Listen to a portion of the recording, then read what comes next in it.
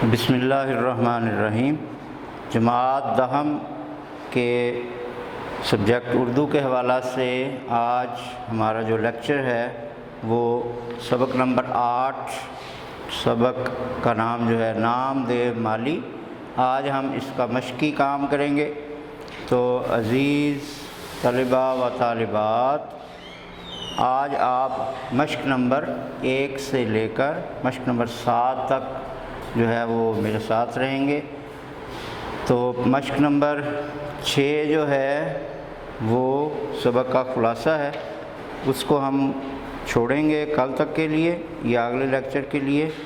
تو آپ جو ہیں مشق نمبر 1 سے مشق نمبر 7 تک جو ہے میرے ساتھ رہیے، اور یہ کتاب آپ کھول لیں۔ سبق نمبر 8 نام دے مالی، صفحہ نمبر 80، 81، 82 پر یہ سبق ہے، اور صفحہ نمبر 83 سے یہ مشقیں شروع ہو رہی ہیں۔ تو میں نے آپ کو ہر سبق میں بتایا ہے پہلے بھی کہ یہ سبق کی بلند خوانی کے بعد آپ کو یہ 4 باتیں جو ہیں وہ معلوم ہو جانی چاہیے کہ سبق کا نام کیا ہے، سبق کے لکھاری یا مصنف کون ہیں، سبق کا ماخذ یعنی یہ سبق جو ہے یہ کہاں سے لیا گیا ہے، اس کتاب کا نام جو ہے وہ آپ کو پتہ ہونا چاہیے۔ اسی طرح سبق کی صنف کون سی ہے، یعنی یہ سبق جو ہے تحریر کی اقسام کے لحاظ سے کون سی قسم ہے، ڈرامہ، افسانہ، کہانی، ناول وغیرہ وغیرہ۔ تو یہ 4 چیزیں جو ہیں آپ دیکھ رہے ہیں۔ سبق کا نام نام دے مالی، مصنف مولوی عبدالحق، اور ماخذ جو ہے یعنی جس کتاب سے سبق لیا گیا اس کا نام ہے چند ہم اثر، چند ہم اثر۔ اسی طرح صنف کے لحاظ سے یہ سب جو ہے خاکہ نگاری ہے، اس کو ہم سیرت نگاری بھی کہہ سکتے ہیں، لیکن سیرت نگاری جو ہے وہ اعلیٰ اور عرفہ شخصیات کی جو زندگی کے بارے میں باتیں لکھی جاتی ہیں اسی کے لیے مخصوص ہے سیرت نگاری، تو اس کو ہم خاکہ نگاری کہہ سکتے ہیں۔ آج ہم دیکھیں گے مشق نمبر 1 جو ہے وہ سوالات ہیں، اور آپ نے ان کے جوابات جو ہیں وہ جیسے ہی سوال پڑھیں گے تو آپ کو جواب خود سے ذہن میں آ جائے گا اگر آپ نے بلند خوانی اچھے طریقے سے کی ہے۔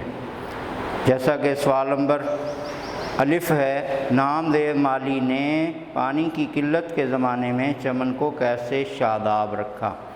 تو اس کے بارے میں ہم نے پڑھا کہ پانی کی قلت کے زمانے میں نام دے مالی نے اپنے چمن کو اس طرح شاداب اور سرسبز رکھا کہ وہ دور دور سے ایک ایک گھڑا کر کے پانی کا بھر کے لاتا اور اپنے پودوں کو سینچتا۔ جب پانی کی قلت مزید بڑھ گئی اس نے راتوں کو بھی پانی ڈھو ڈھو کر لانا شروع کر دیا۔ یہ پانی جو ہے یہ آدھا کیچڑ اور آدھا گدلا پانی ہوتا تھا، لیکن یہ گدلا پانی بھی پودوں کے لیے آب حیات تھا۔ دوسرا سوال ہے بے، نام دے مالی نے انعام لینے سے کیوں انکار کیا؟ جواب یہ ہے کہ نام دے مالی نے انعام لینے سے انکار اس لیے کیا کہ وہ سمجھتا تھا کہ کوئی اپنے بچوں کو پالنے پوسنے کا کیسے انعام لے سکتا ہے، کیونکہ وہ پودوں کو اپنی اولاد کی طرح پالتا تھا۔ جیم جز ہے، لوگ بچوں کے علاج کے لیے نام دیو کے پاس کیوں آتے تھے؟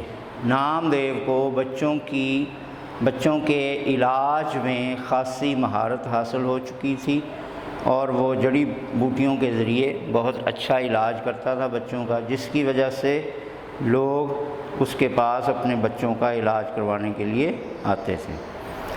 نام دیو کی موت کا سبب کیا تھا؟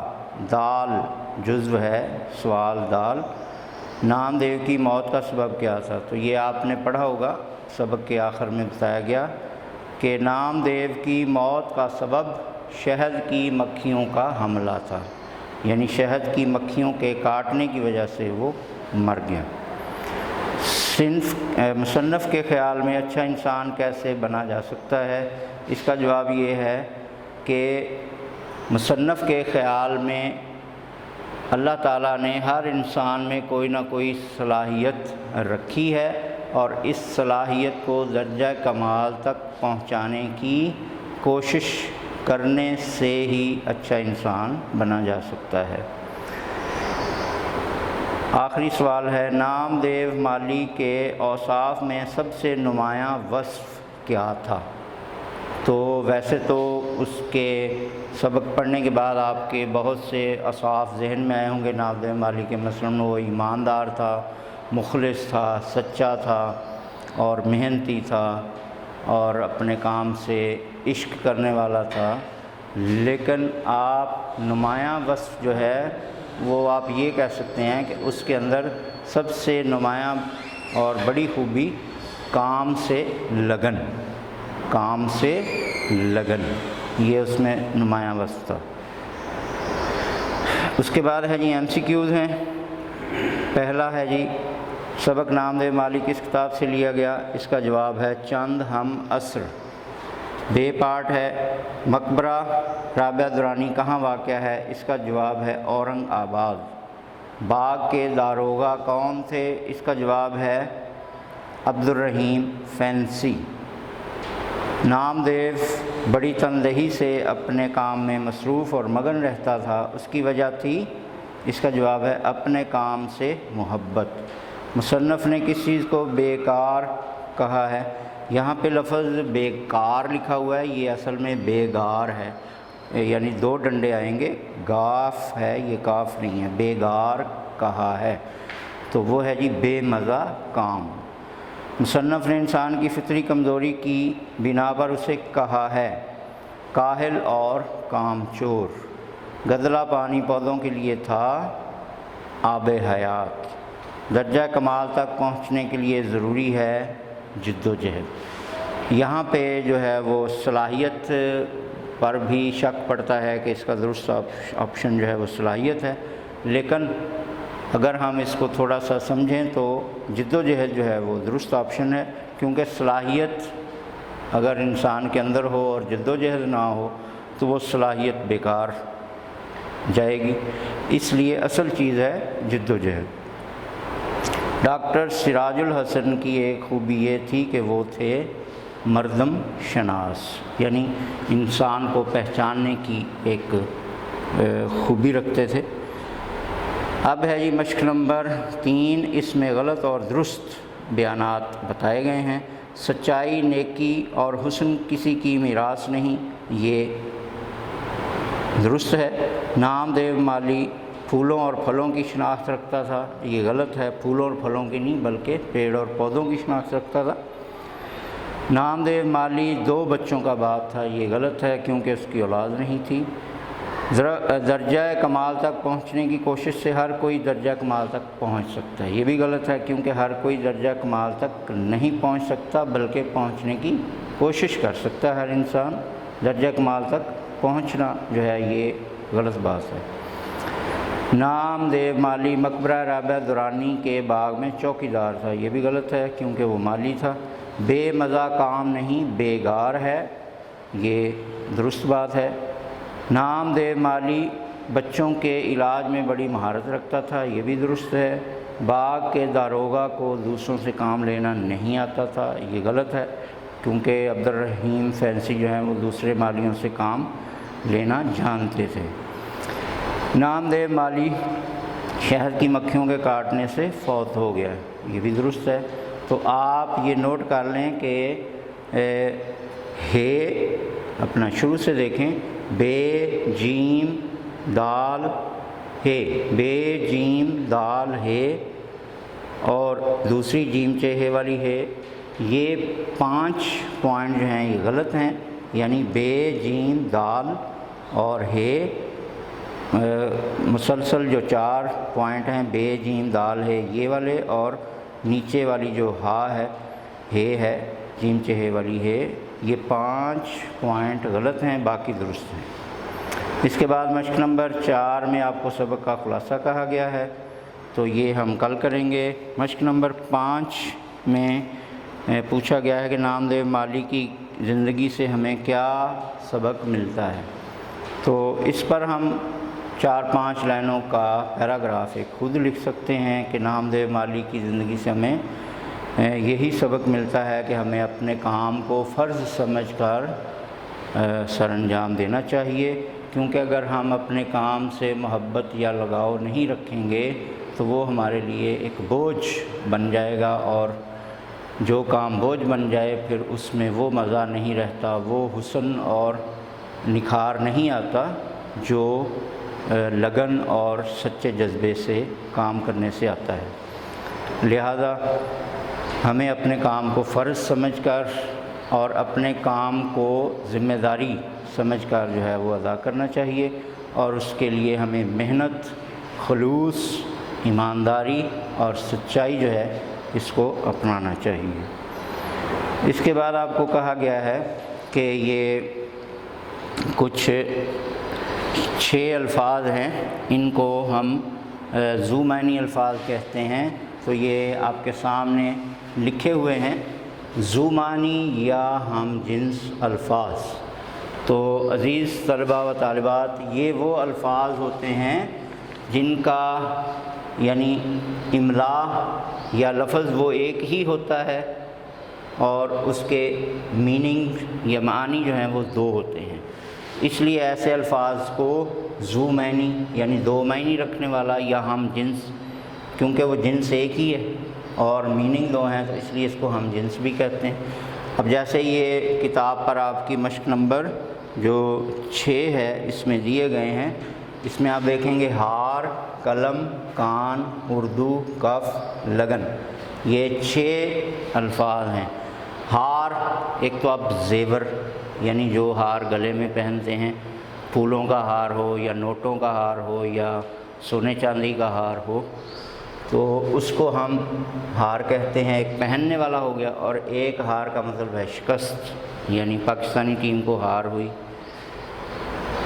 قلم، قلم کا مطلب 2 قلم ہیں، ایک تو ہے پین یعنی لکھنے والا آلہ جس سے آپ لکھتے ہیں، قلم پین، اور دوسرا قلم ہے پودا اگانے کے لیے ہم ایک پودے کا ایک شاخ سی توڑ کے اس کو زمین میں لگا دیتے ہیں۔ کینو، مالٹا، آم، ان پودوں کے اندر جو ہے یہ باغبانی کرنے والے حضرات یہ طریقہ اختیار کرتے ہیں کہ قلم کے ذریعے بھی پودا اگایا جاتا ہے، یعنی بیج نہیں بویا جاتا، اس کی شاخ کا ایک ٹکڑا کاٹ کے اس کو زمین میں گاڑ دیا جاتا ہے، تو اس کو بھی قلم کہتے ہیں، وہ جو ٹکڑا زمین میں لگایا جاتا ہے پودا اگانے کے لیے، ٹھیک ہے۔ تو ایک پین ہو گیا، ایک پودا اگانے کے لیے ایک ٹکڑا کاٹ کے زمین میں لگانا۔ اسی طرح کان، ایک تو آپ کا عضو ہے، جسمانی آرگن عضو، اور ایک ہے جی پہاڑ میں وہ جگہ جہاں سے کوئی معدنی یعنی کوئی خزانہ یا کوئی قیمتی چیز نکلتی ہے، جیسے سونا چاندی، کرومیم، یا گیس نکلتی ہے، یا تیل نکلتا ہے، یا کوئی اپنا کہہ لیں کہ نمک ہے، جیسے کھیوڑا کی کان ہے، تو ایک وہ کان ہے۔ اردو، ایک تو یہ لینگویج ہے، زبان، اور ایک اس کا مطلب ہے لشکر، یعنی فوج کا لشکر ہو یا کوئی بہت بڑا کوئی لشکر جو حملہ آور ہونے کے لیے یا ویسے ہی کوئی کہیں پڑاؤ ڈالنے کے لیے جا رہا ہو، تو زبان اور لشکر۔ اسی طرح کاف کے 2 معنی ہیں، ایک کا مطلب ہے جھاگ یعنی صابن یا صرف کی بنی ہوئی جھاگ، اور دوسرا ہے ہتھیلی، اور آخری لفظ ہے لگن۔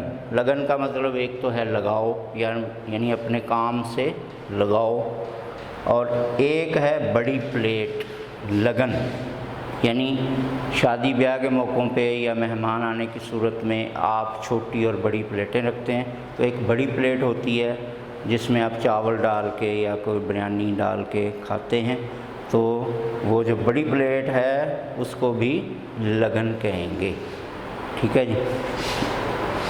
اسی طرح پیارے بچوں جو مشق نمبر 7 ہے اس میں آپ دیکھیں گے یہ کچھ محاورے ہیں اور کچھ الفاظ ہیں ان کو جملوں میں استعمال کرنے کو کہا گیا ہے، جیسے آفت ٹوٹ پڑنا۔ آفت ٹوٹ پڑنا کا مطلب ہے مصیبت آ جانا۔ تو شہد کی مکھیوں کے حملے کی صورت میں نام دیو مالی پر آفت ٹوٹ پڑی۔ اسی طرح اوسان خطا ہونا، اوسان گم ہو جانا۔ پانی کی قلت کے زمانے میں بڑے بڑے مالیوں کے اوسان خطا ہو گئے۔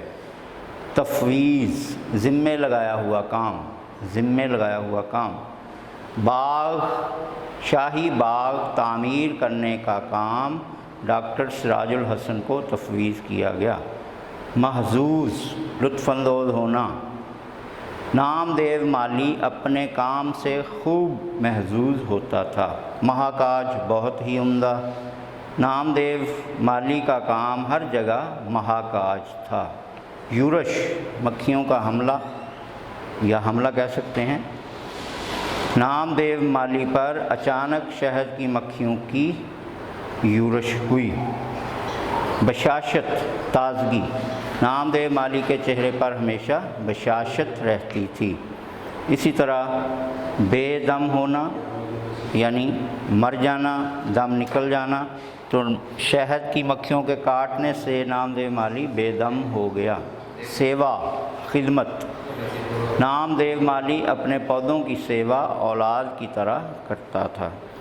تو پیارے بچوں، یہ آج کا جو کام تھا وہ اختتام پذیر ہوا۔ کل ہم مشق نمبر 7 سے جو آگے کام ہے، ضمنی الفاظ ہیں، کچھ متضاد الفاظ ہیں، اور پھر مبتدا اور خبر کے بارے میں کچھ جملوں کی اقسام بتائی جائیں گی۔ اسی طرح مشق نمبر 9 بھی ہے، اس میں جو ہے نام دیو مالی کے اوصاف ترتیب وار لکھنے کو کہا گیا ہے۔ تو آپ لوگ جو ہیں کل سبق کا خلاصہ بھی دیکھیں گے کیسے بنانا ہے، اور باقی جو مشقیں ہیں وہ بھی کرنی ہیں۔ ٹھیک ہے جی، تب تک کے لیے اللہ حافظ۔